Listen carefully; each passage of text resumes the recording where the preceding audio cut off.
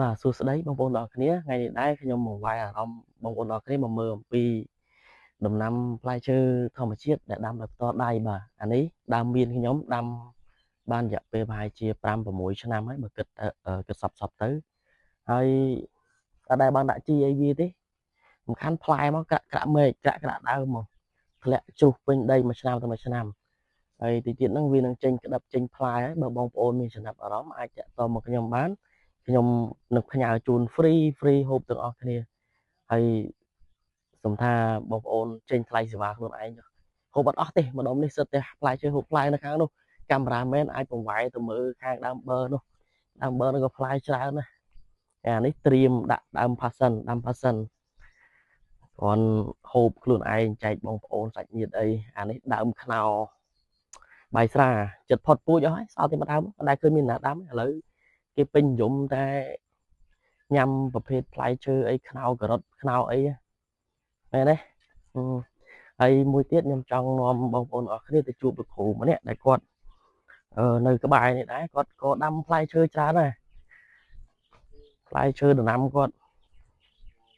មកទៅជួបគាត់បន្តិច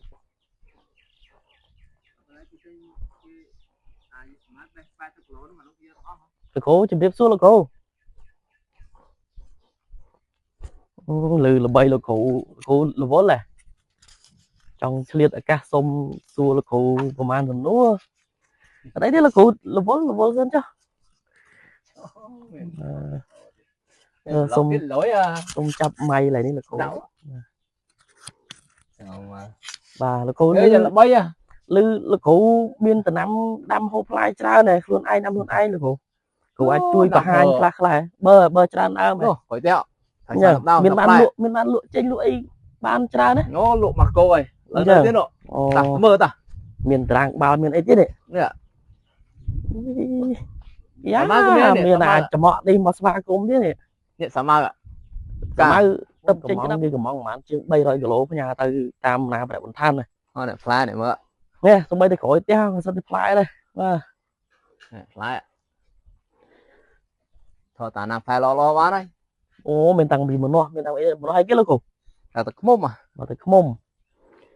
កាមេរ៉ាមែនហ្នឹងចាប់តែផ្លែឈើអត់ចាប់មុខលោកគ្រូម្ចាស់ចកាផងទៅចាប់ផ្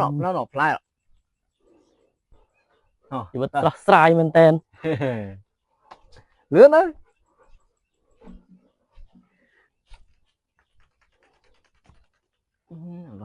ទីតាំងចំការរបស់គាត់គឺនៅក្នុងភូមិតុយឃុំទីងចាក់ស្រុកបោកកៅហើយនៅខេត្តរតនគិរីជិះមកពីខេត្តមកចម្ងាយប្រហែលជា15ទៅ16គីឡូហើយបើបងប្អូនចង់បានផ្លែឈើហូបផ្លែធម្មជាតិអីអាចមកលេងមកបេះហូបក៏បានមកបេះខ្លួនឯងយកទៅទុកហូបខ្លួនឯងក៏បានដែរគិតទៅលុយឲ្យគាត់ទៅបាទថតចិត្តផ្លែចេកពងមាន់ចេកអីក៏មានដែរតែសំខាន់បាក់ដើមអស់ហើយ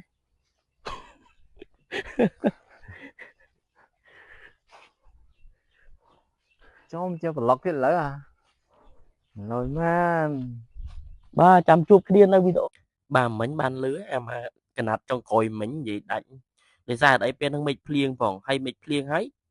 វាអាទូរស័ព្ទក៏អស់ថ្មអាម៉ៃហ្នឹងក៏វាអស់ថ្មទៀតអញ្ចឹងមានបានថតអីមានបានចាប់ដើមទេហើយឥឡូវហ្នឹងវីដេអូមានតែប៉ុណ្្នឹងទេអារូបចុងក្រោយហ្នឹងគឺ